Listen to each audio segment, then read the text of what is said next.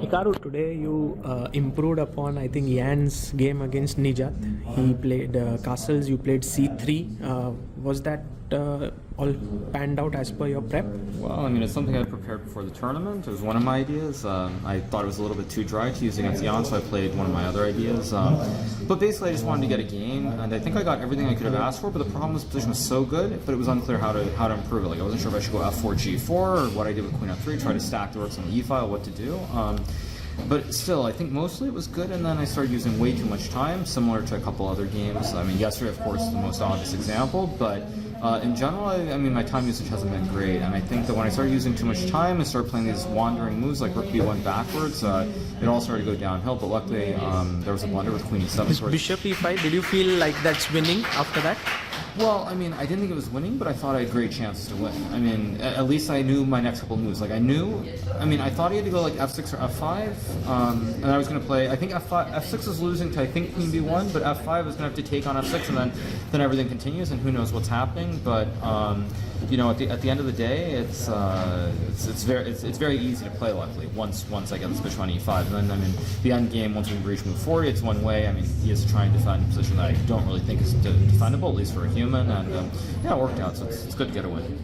And lastly, I want to ask you that what has happened against Vidit? You had a very good score, but here you lost both the games, and apart from that, even in spite of losing both the games, you are still just half a point behind the leader. So just these... Well, I mean, the first game wasn't a game. I mean, I don't mean to downplay it, but basically I just lost my mind. There's no other explanation. I mean, I spent 40 minutes on this move, and then I took on e5 twice, which was completely absurd.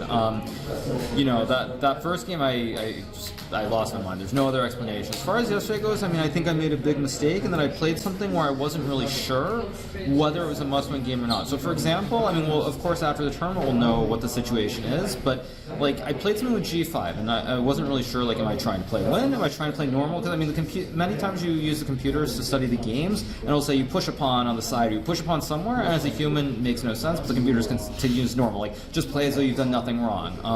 So I think I kind of got stuck in no man's land, where I wasn't sure if I was like, I was trying to win, I'm trying to play solid, what I was doing, then I used too much time, and I mean, to his credit, Vidit played very well. I mean, I think against me, he's played better than against anybody else, by a big margin, and just this I guess, indecision really hurt me yesterday. I mean, I think if it was the last round, I think it would have been a little bit different, but I kind of got stuck, and I mean, he played a good game in the second one, so it's just how it goes sometimes.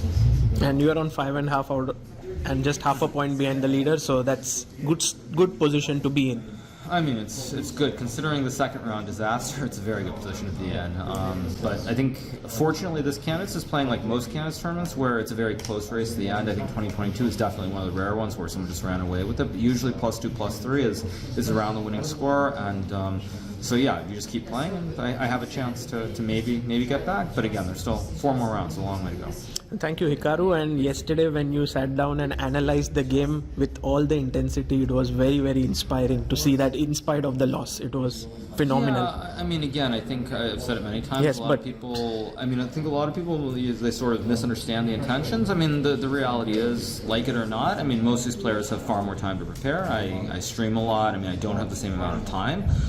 So, you know, mostly I feel like I'm trying to be competitive more than anything else. Like, I don't go into these tournaments expecting to win. I try to be competitive, and if I do that, I'm very happy. So, I mean, these things are going to happen. I mean, it's a shame that it's all happening here. Like, you know, it would have been nice perhaps maybe in the Grand Swiss, for example. Like, if I could have lost that game to Vidit, I'd probably still qualify by rating as opposed to losing here.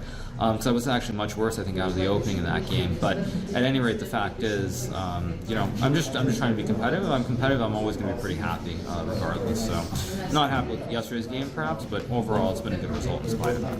Thank you, Hikaru.